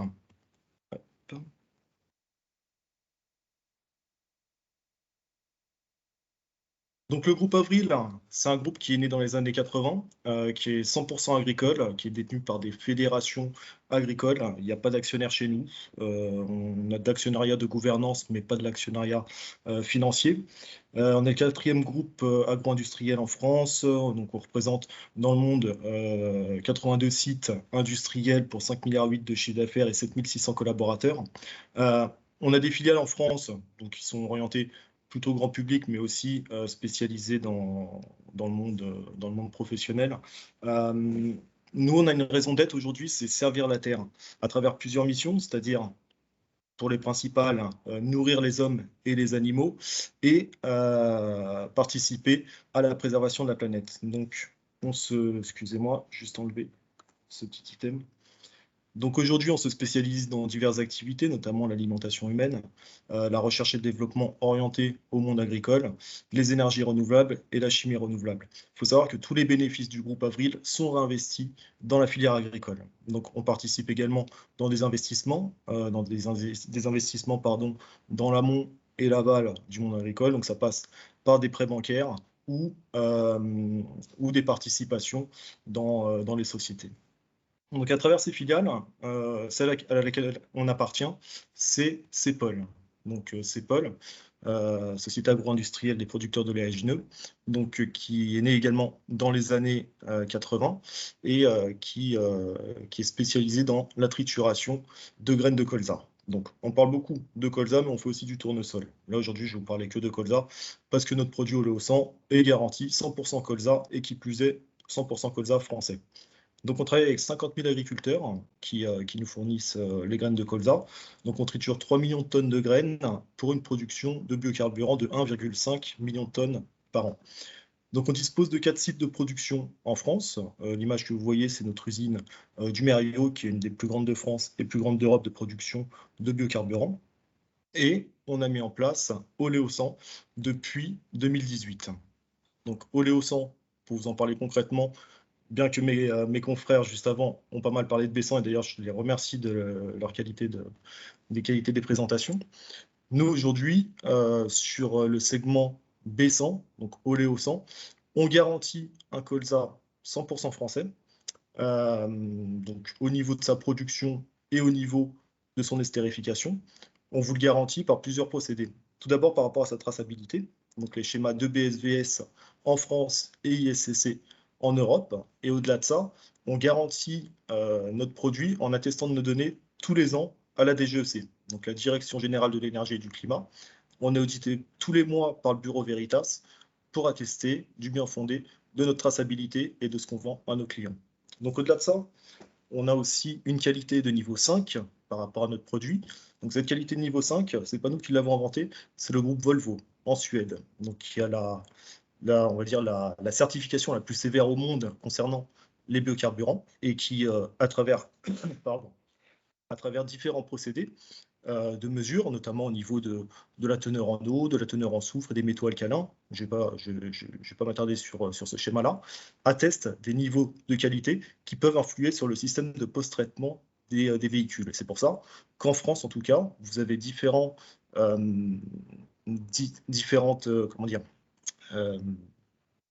schémas de maintenance par rapport à tel ou tel véhicule et selon tel ou tel constructeur qui utilise telle ou telle qualité de baissant. Voilà. Donc aujourd'hui, on est un des rares en Europe à proposer du niveau 5 et c'est la raison pour laquelle on se démarque par rapport à ce qu'on peut trouver en France.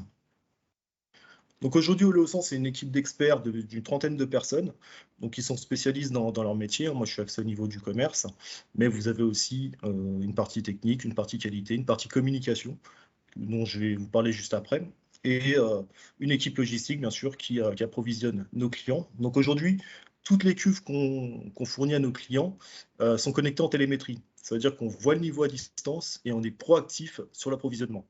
Aujourd'hui, on assure une qualité optimale au niveau de la gestion des stocks. Les stocks sont surveillés tous les jours et tous nos clients sont avertis au moment où on va les approvisionner. Donc aujourd'hui, c'est plus de 550 clients qui font confiance à Oleosan.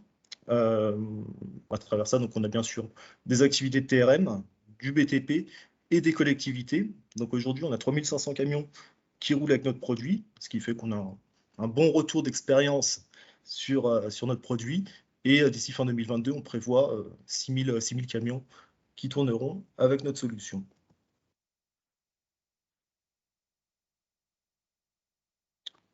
Donc au-delà de vous fournir un produit, c'est aussi un accompagnement qui va avec.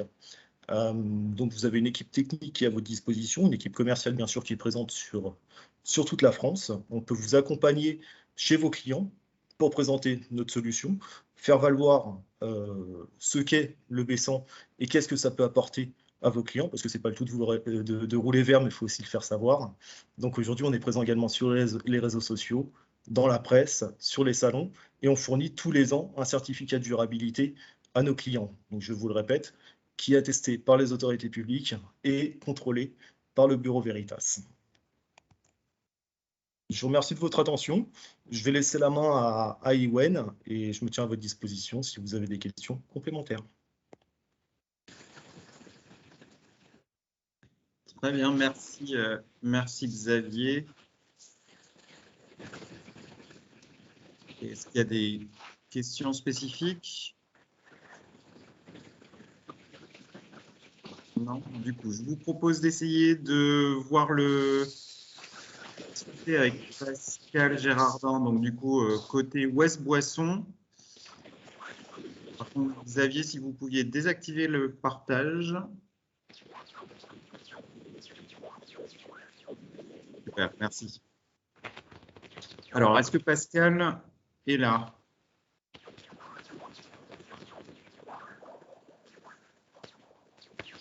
Alors, hop.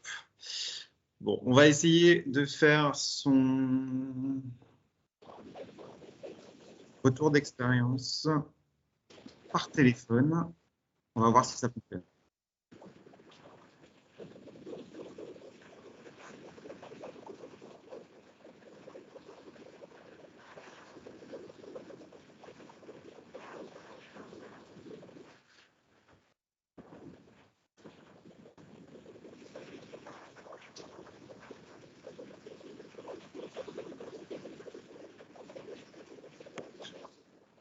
Du coup, on va essayer d'avoir Pascal. Vous m'entendez? Je suis désolé, j'ai un problème technique. Pascal, par contre, si tu peux couper ton couper ton micro derrière, s'il te plaît, sur le Teams. Il est coupé. OK. Est-ce que tout le monde entend Pascal?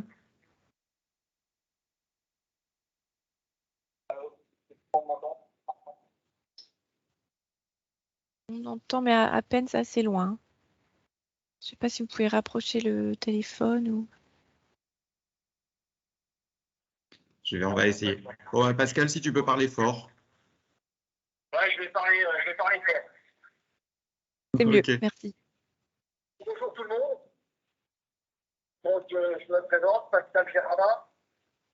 Je suis le directeur logistique de chez West Poisson. Alors, depuis septembre 2020. Donc, je vais vous faire un petit retour d'expérience sur notre vécu avec le colza, le pétant de chez Oléosan.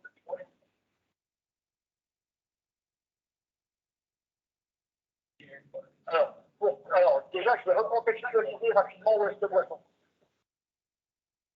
C'est un grossiste dans le Grand Ouest de Bretagne. 11 dépôts, 250 salariés, un groupe indépendant et 80 camions qui stockent. 86% de notre flotte est 0,5. Et sur ces 86%, 37% fonctionnent en descente. Seulement situé sur Auray et sur Rennes. On a perdu la présentation, Yves.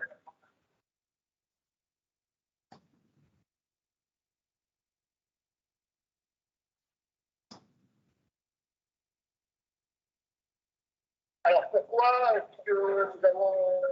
Déjà, quand est-ce que nous avons décidé de passer au descente? C'était en 2019. C'était initié par notre ancien président directeur général, en retraite aujourd'hui, et qui a impulsé une âme éco-responsable qui est développée chez West Poisson. Donc la première cuve est arrivée en 2020 et la deuxième cuve arrête en 2021. On a une réelle volonté d'être un acteur éco-responsable dans la réduction des gaz à effet de serre, préservation de l'environnement, et en France, c'est sans demi-poids. Donc la solution qui a été la première identifiée, c'était de passer une partie de notre flotte en descente. Une fois qu'on avait étudié les motorisations compatibles avec ce carburant, ce biocarburant, on a pris contact avec Oléosan et on a mis en place les premières. L'objectif était de basculer 160 000 litres de gasoil en Oléosan par an, qui équivalait à une réduction de 250 tonnes de gaz à effet de serre. Entre-temps, le Covid nous a rendu petite limite, donc cet objectif était un peu compliqué à tenir. Cependant, si on fait notre bilan carbone, entre 2021 et 2020, on a réussi à réduire notre émission des gaz à effet de serre de 14% grâce au dessin. Alors, on a aujourd'hui 2 années de recul, à peu près 2 années de recul. Et si on discute avec nos chauffeurs, eux, ils parlent d'une légère perte de puissance, mais qui n'est pas du tout pénalisante. Et nos camions sont équipés de l'éco-conduite, de pneumatique en partie. Donc on peut mesurer la légère surconsommation des camions, et on est à moins de 50. Alors aujourd'hui, donc, je vous l'ai dit, on a une cuve de 20 mètres sur Rennes et sur Auray. Donc on a une véritable autonomie et ça c'est assez plaisant. Bien évidemment, on n'est pas exclusif présent, c'est-à-dire qu'à tout moment on peut repasser en gasoil. Nous avons une communication inscrite sur les canaux en radio rouge comme ça. Alors, pour nos clients, c'est important, comme je disais, c'est un peu le sens de l'histoire. Notre secteur de responsabilité avec nos lettres d'engagement sont un gage de satisfaction.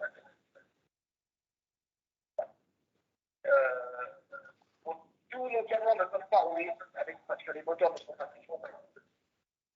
Et on n'a pas de possibilité de mettre des tubes sur tous nos kits, parce qu'aujourd'hui, il faut qu'on puisse assurer une consommation annuelle de 80 tubes. Et uniquement possible sur nos deux plateformes, Rennes et Rouen. On revient sur ce que pensent les chauffeurs de ce carburant. Concrètement, il n'y a aucun changement pour eux. Et si on parle un petit peu d'entretien, le TCO est identique. Sur les deux Euro 5, les premiers Euro 5, on a fait quelques visites, changements de visites pour nettoyage du circuit de carburant.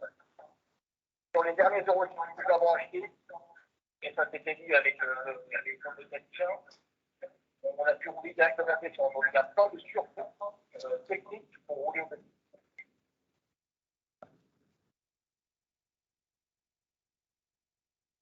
Ensuite, demain, donc aujourd'hui, au reste de poisson, c'est la charte de l'urbaine durable de Rennes Métropole. Donc aujourd'hui, c'est un carburant qui est adapté à la livraison en hypertension. Et vous en avez tous parlé, là, les intervenants, concernant le critère 1 du dessin. Et nous aussi, on en parle à Rennes Métropole, on a un peu lobby là-dessus, c'est quelque chose qui nous intéresse, bien évidemment, mais rien de moins. Donc ça, c'est un peu dans le boulot, à notre niveau, bien évidemment. Et c'est important. Pour résumer cette intervention, techniquement, pour les chauffeurs, il y a déjà un changement, de ça c'est important de garder le savoir-faire et avec la sécurité qui incombe à nos chauffeurs livreurs. Techniquement, il n'y a pas de chauffeur maintenance. En revanche, je crois que l'image que nous pouvons donner par ce client, à la fois à nos clients, à la population, j'ai eu les jeunes étudiants la semaine dernière par le biais de Nesco. Je leur ai parlé de politique carburant récente. Ça leur en parlait et c'était très intéressant. Donc c'est pour moi adapté à la mission d'aujourd'hui. Ça ne sera pas la seule énergie, on est bien conscient des années à venir. Et aujourd'hui, ça répond aux besoins. Je suis désolé pour cette communication assez désagréable. Et on fait un peu avec la technique aujourd'hui. On y arrive. Merci. Merci Pascal.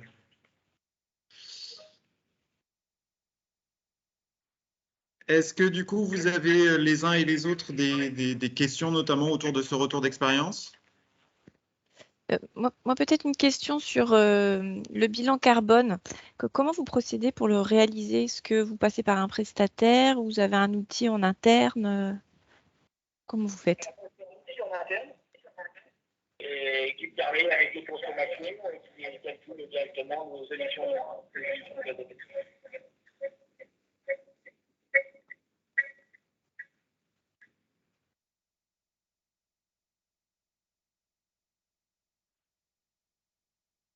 Très bien. Est-ce qu'il y a d'autres questions?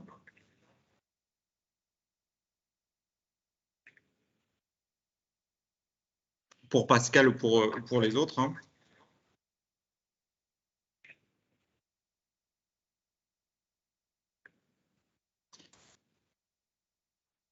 Je reviens sur une des questions qui était posée auparavant, notamment sur la question du coût, et peut-être qu'effectivement, vous pouvez les uns et les autres intervenir. On parle pour le baissant d'un coût équivalent au diesel qui intègre, oui ou non, la surconsommation?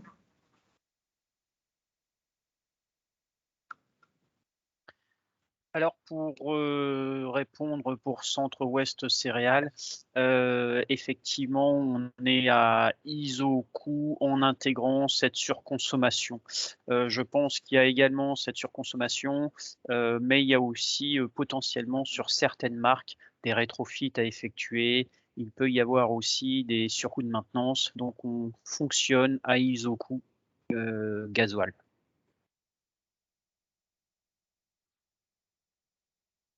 Ok.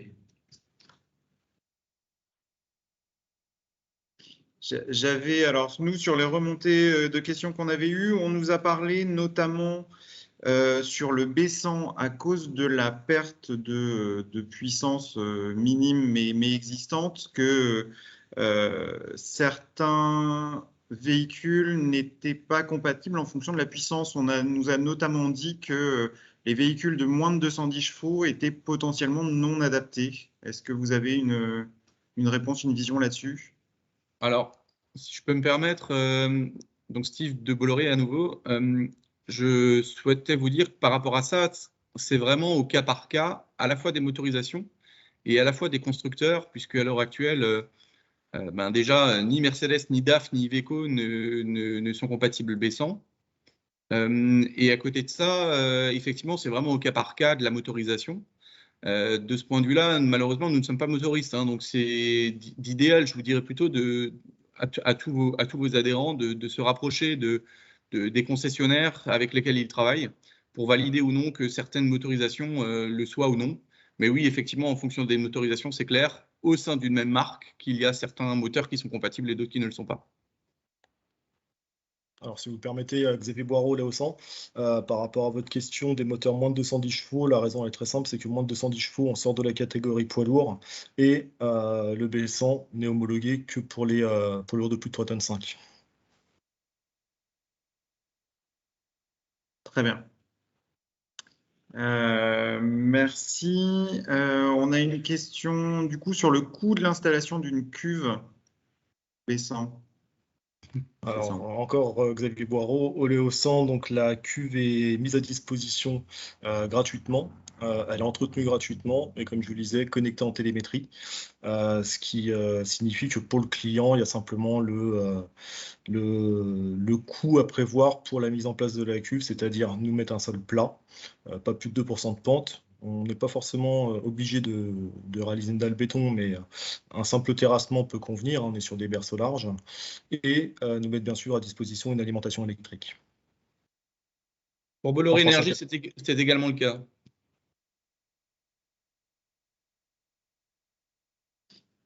Ok, merci. Là, on a une question sur le B100 encore. Est-ce que seul le colza peut être utilisé ou est-ce qu'il y a d'autres solutions? Alors, pour atteindre un minimum de 60% de CO2, vous êtes contraint d'utiliser du colza, de par sa durabilité, mais il y a aussi des aspects techniques par rapport au colza en lui-même. Le colza, c'est une plante d'hiver, donc pour la tenue au froid, on va dire c'est beaucoup plus pratique. Si par exemple on utilisait du tournesol, on serait sur une tenue au froid à 0 degré, et si on était très mauvais en termes de durabilité, qu'on utilisait du palme, on serait dans les alentours de plus 15 degrés. Donc sur les aspects pratiques, on est contraint de faire du colza. Et sur les aspects environnementaux, c'est le meilleur moyen de faire du B100. Et si je peux me permettre, il n'y a pas de saisonnalité, contrairement à un diesel fossile. Très bien.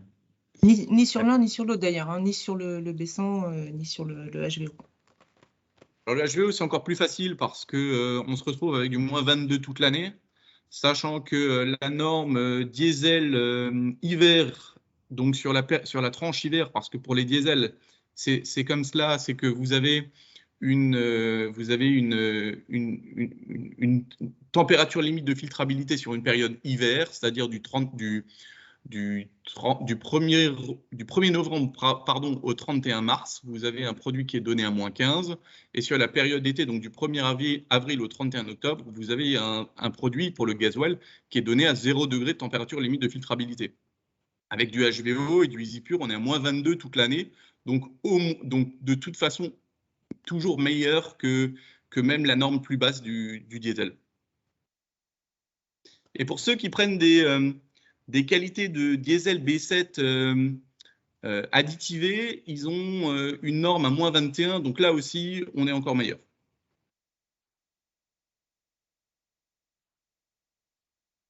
Ok, j'avais une question qui m'avait été remontée. Quelle solution, du coup, biocarburant à agrocarburant proposer à un logisticien qui voudrait en mettre à disposition à ses transporteurs affrétés?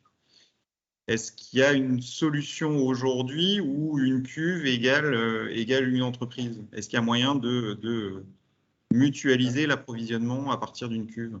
Alors, il y a une solution, elle est Altins, mais je ne peux pas vous le dire en public. Ceux qui sont intéressés, je leur demande de me contacter. Merci. Alors pour la partie baissant, effectivement, l'arrêté ministériel précise qu'on est uniquement sur des flottes captives.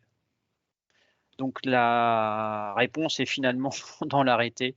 On ne peut pas prendre une cuve pour un affrété, on ne peut pas prendre une cuve pour quelqu'un d'autre, on ne peut pas se rendre des services entre transporteurs en disant tiens moi je vais faire un plein là et je refais un plein chez toi. Enfin, je ne peux pas dire tiens je fais un plein chez West Boisson et puis après je vais chez Transport de Pau.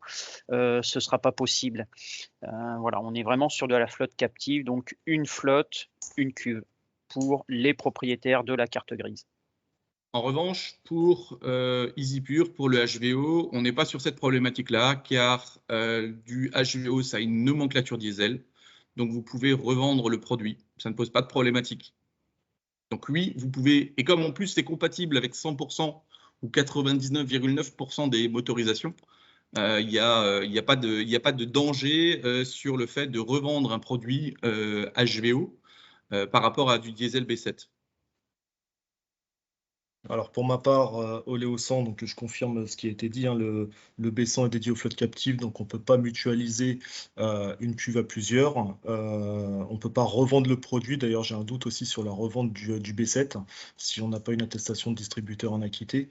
Mais c'est un autre débat.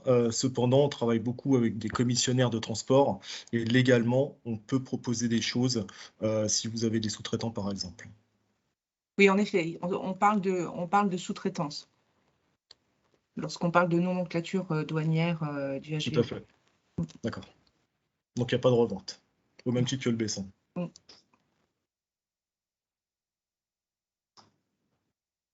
Très bien, merci.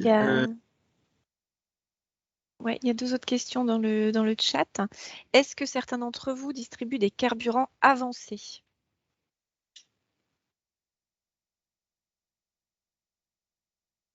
Qu'est-ce qu'on appelle carburant avancé? C'est ça la question. Voilà, si la personne peut préciser sa question. Il me semble que c'est un peu l'objet de notre webinaire aujourd'hui.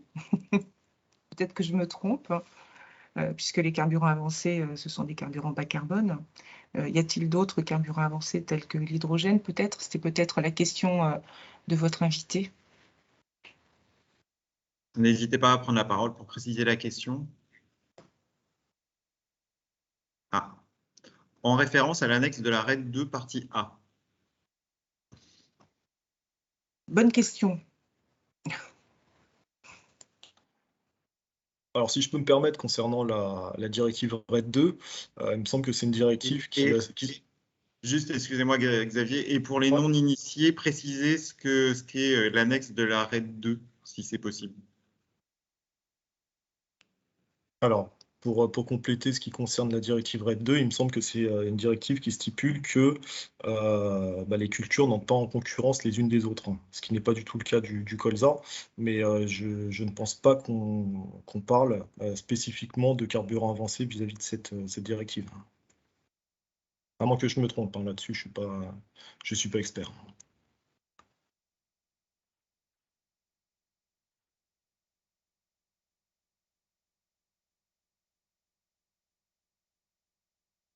Il y avait une autre question sur le B100. À quand la généralisation d'un B100 deuxième génération à partir de biodéchets?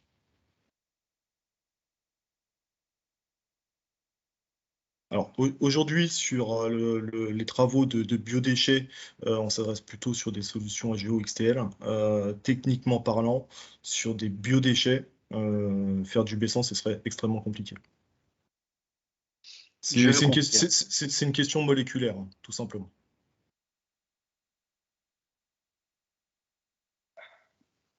J'ai dit extrêmement compliqué, je pense que c'est même pas possible.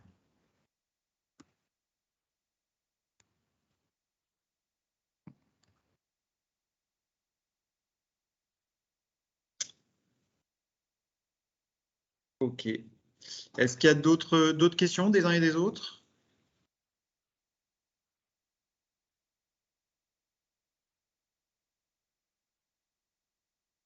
Très bien.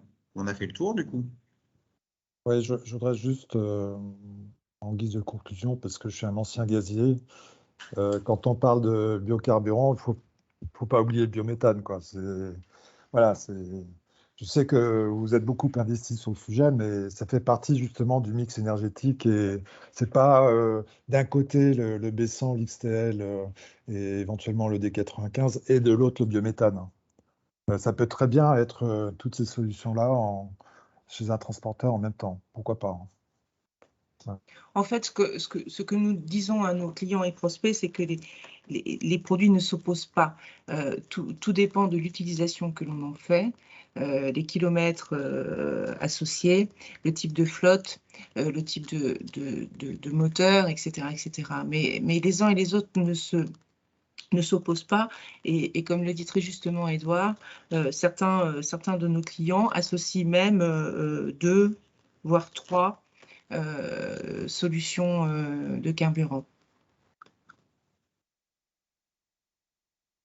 Oui, bien sûr, effectivement. Et c'est pour ça, effectivement, que notamment dans le cadre de Mixen, on balaye tout le panel et effectivement, sans opposer. Précisément, mix énergétique. En termes européens, on appelle ça la neutralité technologique. C'est le client qui choisit. Très bien. Je vois que Philippe Garde demandait éventuellement un retour d'expérience du GNV Bio. Est-ce que vous pouvez préciser votre demande, Philippe? Oui, c'était juste savoir si effectivement, d'un point de vue technique ou utilisation, on avait quelques éléments par rapport au carburant qu'on a plutôt développé là autour du B100, du XTL et autres. Parce que là, soit j'ai loupé quelque chose, mais on n'a pas parlé forcément de gaz bio, enfin de GNV bio. Effectivement, alors il y aura d'autres sessions, enfin il y a eu d'autres sessions, il y aura d'autres sessions effectivement dédiées biogaz et puis mix énergétique où on abordera l'ensemble de ces sujets-là.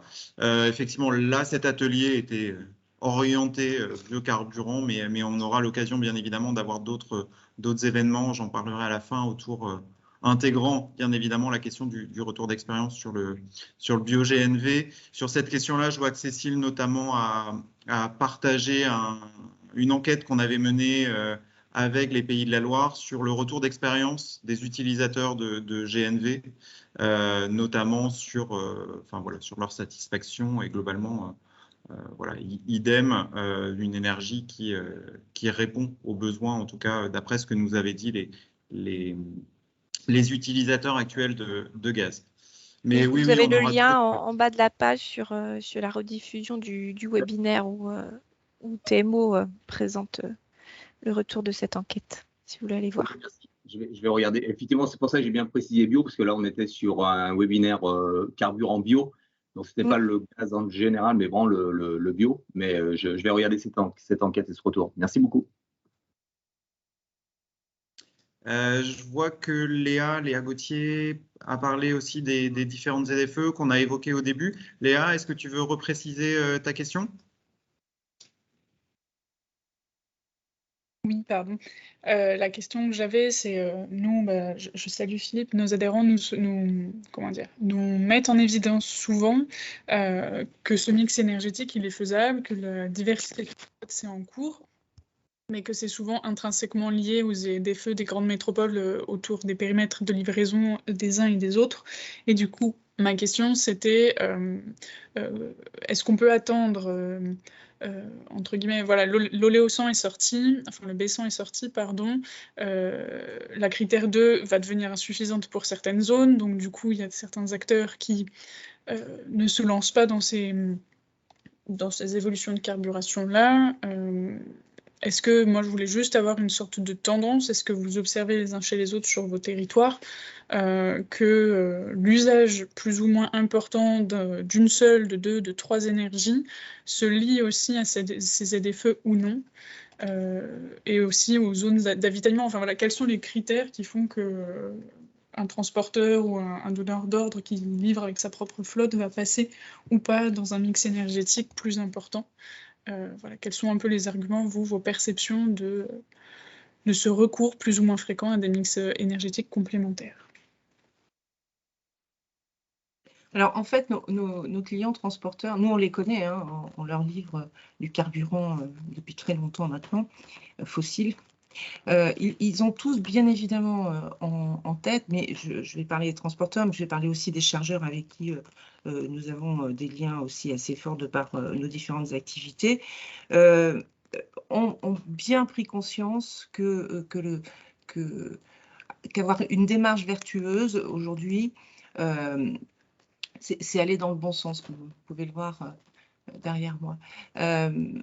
C'est pas seulement lié on va dire, aux ZFE. Bien sûr que les ZFE sont un levier supplémentaire pour s'interroger sur le sujet.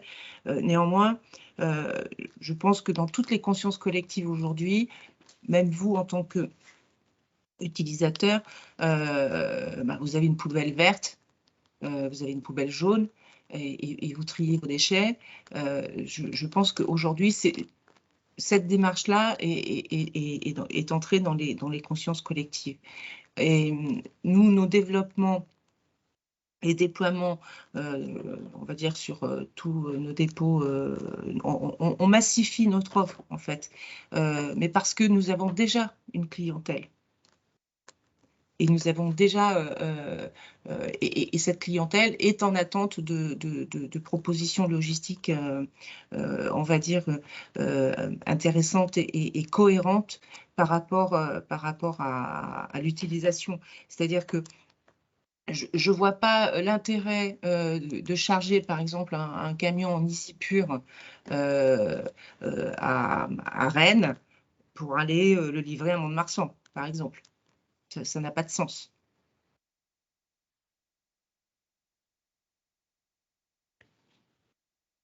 Merci. Je voulais juste compléter ou en tous les cas rebondir. Certes, effectivement, moi d'un point de vue personnel, d'un point de vue Société Tereva et d'un point de vue groupe Martin Bélézou, on est tous sensibilisés et on fait tous notre maximum pour aller vers une diminution des effets de gaz, une diminution des CO2, etc. Malgré tout, si on prend un exemple concret, j'aurais pu choisir assez rapidement et il y a quelques mois ou années d'aller vers du baissant. Sauf que quand on part sur un véhicule, on part pour plusieurs années. Nous, c'est 7 ans. Les ZFE du style Grand Paris sur lesquels on va, là, c'est 2024, donc c'est dans 2 ans. Donc, on est obligé aussi de réfléchir sur des énergies à la fois pour le côté, on va dire, RSE pour faire un raccourci, mais aussi par rapport aux contraintes réglementaires, législatives des ZFE. Et on ne peut pas avoir un véhicule par destination ou un type de véhicule et de carburant par type de destination, parce que ça devient trop compliqué. Enfin, nous, on n'est pas transporteur, puisqu'on assure notre propre transport en flotte interne. Mais c'est effectivement très compliqué de choisir la bonne énergie parce que on livre des zones qui ne sont pas en ZFE, mais des zones qui le seront très bientôt ou qui le seront dans 2-3 ans, en tous les cas qui vont au-delà de la période d'investissement sur un camion. Sachant qu'en plus, le délai de livraison d'un camion, comme vous le savez tous, aujourd'hui, c'est plutôt 12 mois, voire plus. Donc, c'est une vraie question, une vraie contrainte de savoir vers où il faut aller, vers quel type de carburant il faut s'orienter. Non, mais ce sont des stratégies qui sont très compliquées à mettre en place pour vous, chargeurs et transporteurs, à l'évidence. En plus, on n'achète pas ces produits-là comme on achète du gasoil aujourd'hui. Comme le disait très justement un de mes camarades de jeu, vous décrochez le téléphone, vous appelez deux, trois fournisseurs et vous achetez au moins cher et vous êtes livré dès le lendemain, voire même le jour même. Aujourd'hui, avec ces produits-là, on essaie de rester cohérent avec sa distribution et sa logistique, comme je vous le disais plus avant. C'est la raison pour laquelle chez Bolloré Énergie, on contractualise avec nos transporteurs pour qu'ils soient également bas carbone. Et quid de la deuxième vie d'un camion, d'ailleurs, aussi, par rapport aux investissements que vous mettez en place, vous les transporteurs.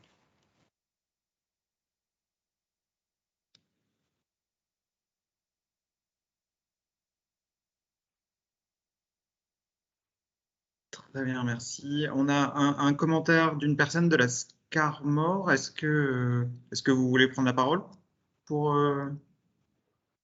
Oui, bonjour, Céline Boudère de la Scarmore. Bonjour, Céline. Aujourd'hui, en fait, ce que je constate, c'est que nous, on est distributeurs, donc on n'a pas forcément une flotte propre très grande, mais on s'appuie sur pas mal de transporteurs. La dernière fois que je les ai tous rencontrés, bon, forcément c'est pour des négos, mais j'en parlais également donc, de la démarche de passer sur du biocarburant ou du bio-GNV ou ainsi de suite. Aujourd'hui, je ne les sens pas forcément moteurs et acteurs dans cette démarche. Tous ceux qui sont passés qui ont quelques véhicules en bio-GNV ou en biocarburant, c'est à l'initiative en fait de leur client final. Et je me demandais comment en fait la démarche elle peut être développée en tout cas pour que ça fonctionne, parce qu'aujourd'hui le transporteur ne le sent pas forcément très en avant en tout cas dans la démarche. Et les retours que j'ai eus en plus, c'est bien souvent on dit bah, nous on attend l'hydrogène. C'est un peu surprenant quoi. D'autant que l'hydrogène, c'est pas pour aujourd'hui, encore moins pour après-demain. Nous, ce qu'on peut constater chez Bolloré Énergie, c'est que c'est vrai qu'il y a une part des transporteurs enfin, il y a des chargeurs qui aujourd'hui incluent dans leur appel d'offres l'utilisation des produits bas carbone. Mais moi, je peux vous dire aussi que nous avons dans notre clientèle également des transporteurs qui, par leur démarche bas carbone, ont obtenu de nouveaux contrats, par exemple. C'est parfois, on va dire, la première marche pour pouvoir atteindre la poignée de la porte et rentrer chez un chargeur chez qui on n'était pas. Oui, faut faire attention parce que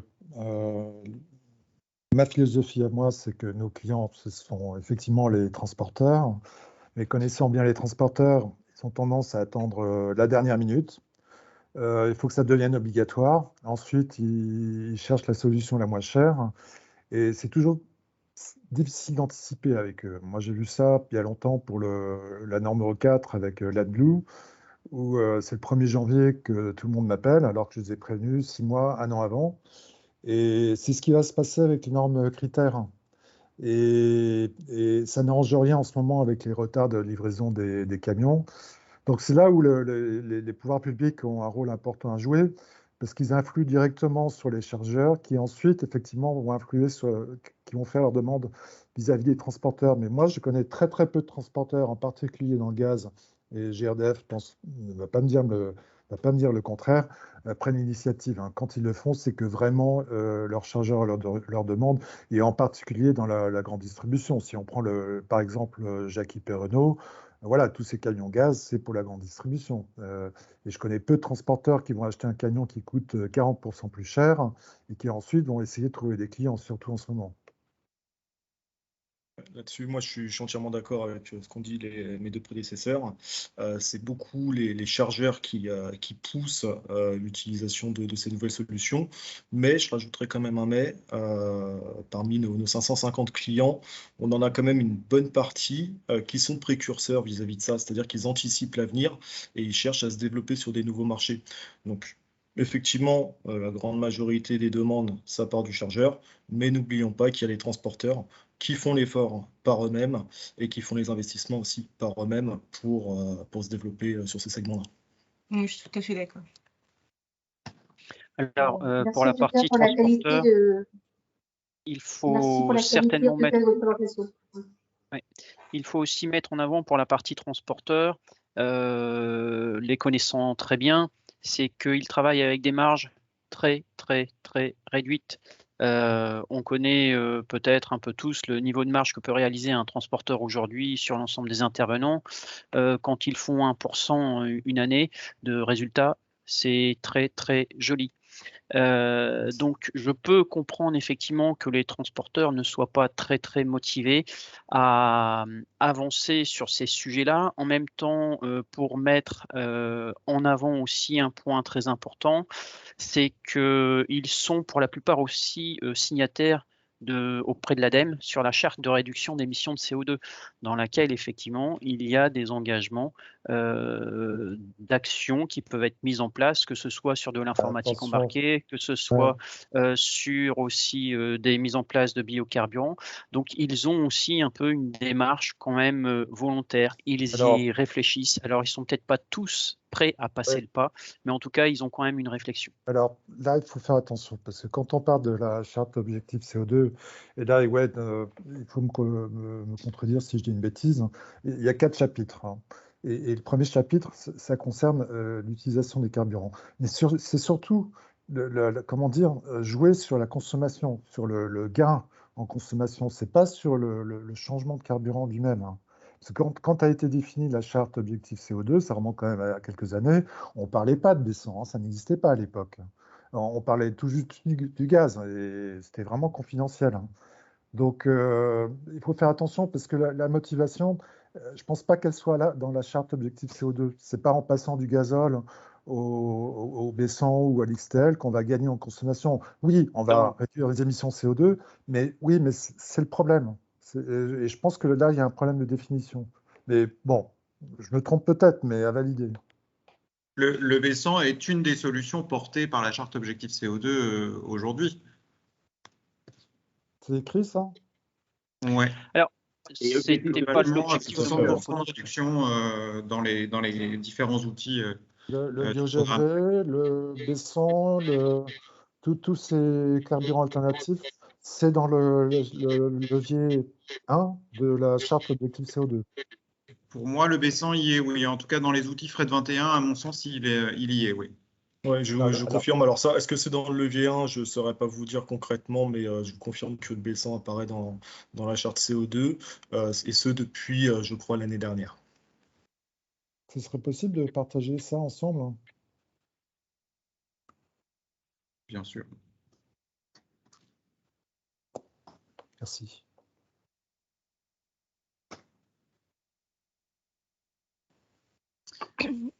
Il y avait des échanges sur l'hydrogène là dans le chat.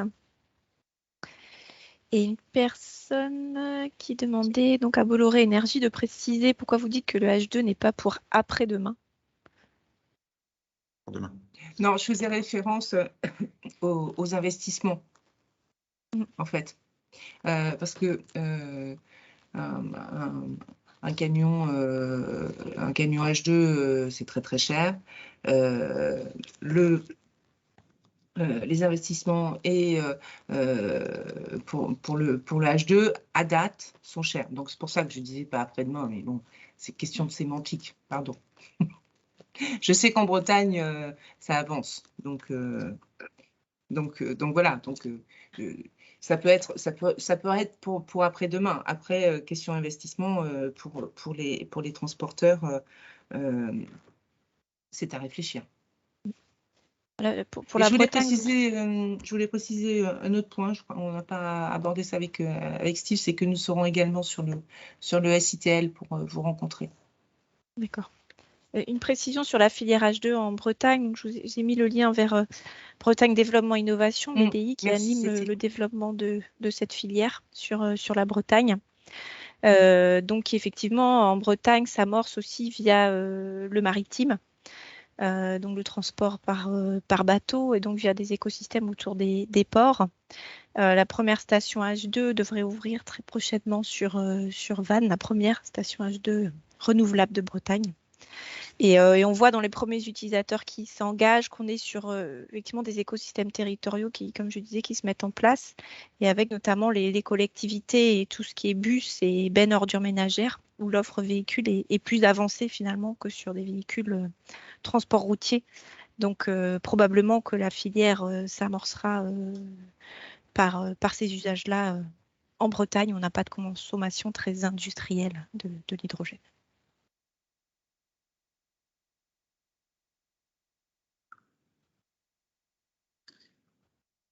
Très bien. Est-ce qu'il y a d'autres questions, d'autres remarques? Alors moi, j'aimerais juste revenir sur un petit élément parce qu'on a beaucoup parlé d'investissement, on a beaucoup parlé de prix baissant. Je tiens à rappeler à tout le monde que les camions bloqués baissants, c'est-à-dire les camions qui ne roulent exclusivement au baissant, sont éligibles au suramortissement au même titre qu'un camion gaz.